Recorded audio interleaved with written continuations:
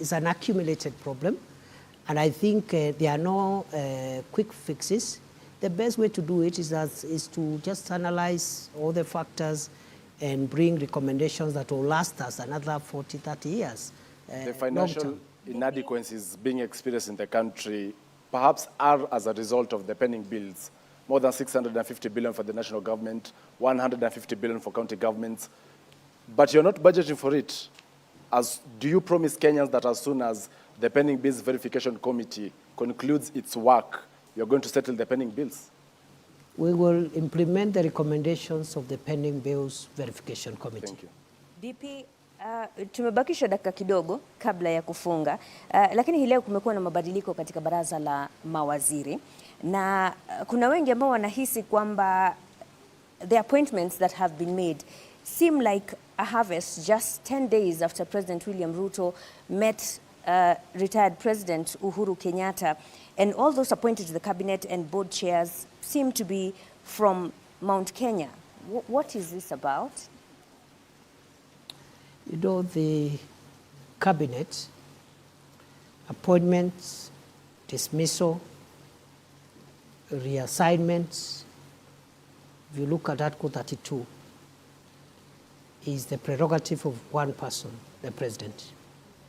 So I'm sure the changes that the president has made have been made in exercise of that prerogative and to advance our country's national life in the weeks and months to come.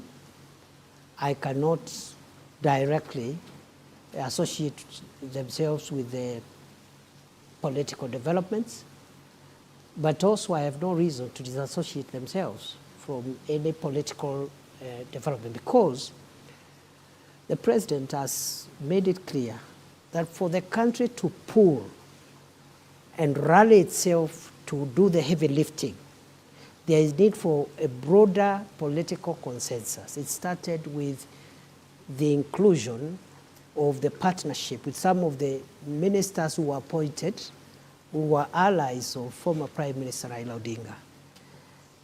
The ministers and parastatal chairs who have been elected, who have been appointed today, many of them worked under President Uhuru Kenyatta.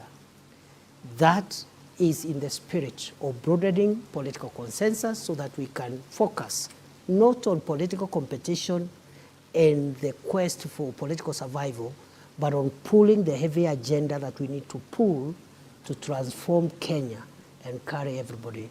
But there are those who many Kenyans feel duped or betrayed by the Kenya Kwanza administration, because during the 2022 election campaign, the hustler narrative was the cornerstone of the Kenya Kwanza administration, a breakaway from traditional political dynasties to more ordinary Kenyans, right? But the appointments being made recently by President William Ruto are people or individuals from established political families. It looks like the Kenya Kwanza government is running away from the hustler narrative back to the dynasties to save the day. Why is that? As any of the ministers and parastatal chairs who have been appointed today coming from established political families? They do come largely from the Mount Kenya region, especially. Sorry again? Sorry again? They do come, many from the Mount Kenya region. Many who've been in government before, and you remember the call, especially during the Gen Z protests, was to drain the swamp, to have something new in the Kenya Kwanza administration. I don't know what you call something new, because even the ones who have come are new. They were not there, they are new. Allow me to rephrase her question, because this is what Kenyans feel, that the political class has regrouped and forgotten about what Kenyans want. What would you tell them tonight? I don't think so. First and foremost, as I said, this is no time for politics. Let's start from there. That time is coming. And we will all do politics and do it so well. Right now, it's time to do the very, very delicate and important work of pushing the country's development agenda. So the issue of, I don't know, who has betrayed who has regrouped with who, for me, the timing is wrong. Okay. And for Kenyans who are expressing their democratic views about some of these developments, they have their time when it is election time to express themselves on what they think about those in leadership.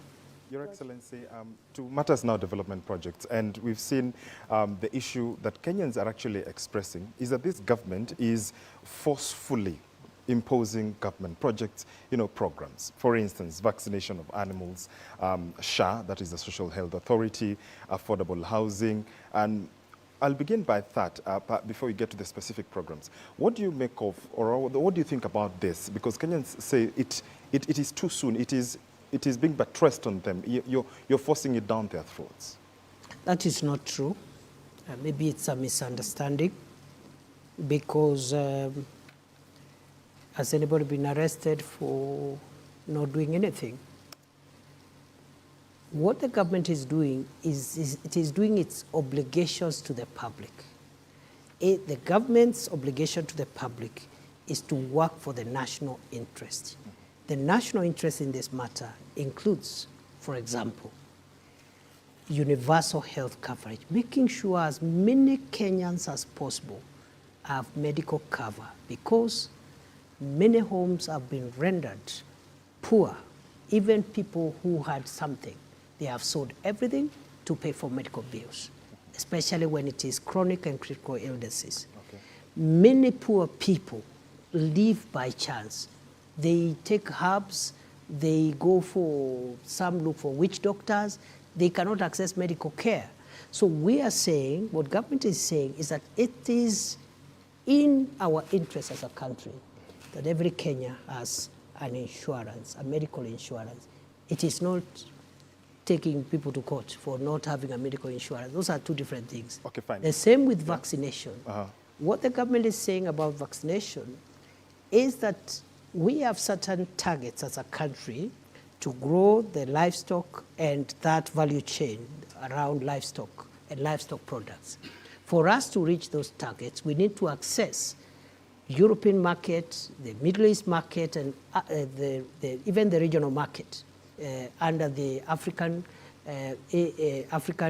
free trade area, and then also under economic EPAS, the partnership between Kenya and the European Union, which we signed last year. In many of these markets, our products are being denied access, and one of the requirements is sanitary and phytosanitary standards. That is to say, health-related standards. One of the requirements for us, for example, to meet our export demand is that your herd must be vaccinated. And what we are rolling out is a vaccination program which has always been there for 40 years, but because there has been no campaign, high-level government campaign, we've been vaccinating about 10% of livestock. So many of our livestock are rejected when we take them out either as live animals or beef because of the vaccination question. So it is purely a disease control issue. The vaccine is developed by Kevevapi in Kabete, by Kenyan scientists. It has always been used. It is only that we are doing a campaign to make sure, other than vaccinating only 10% of livestock, we can have 80, 90, 100% vaccination for purposes of getting market access, exporting livestock and livestock products even to other countries. DP, it's good that you, before you go to affordable housing, Ashley, because we're still on the vaccination issue, you may be explaining a very good thing for the country, but are you aware that citizens are agitated by the language of their leaders? Is there a more decent way to explain your programs and not seem like you're forcing it down their throats? And I'll give examples. Adani Consolation, the president said it is people who have never been to the airports that are complaining.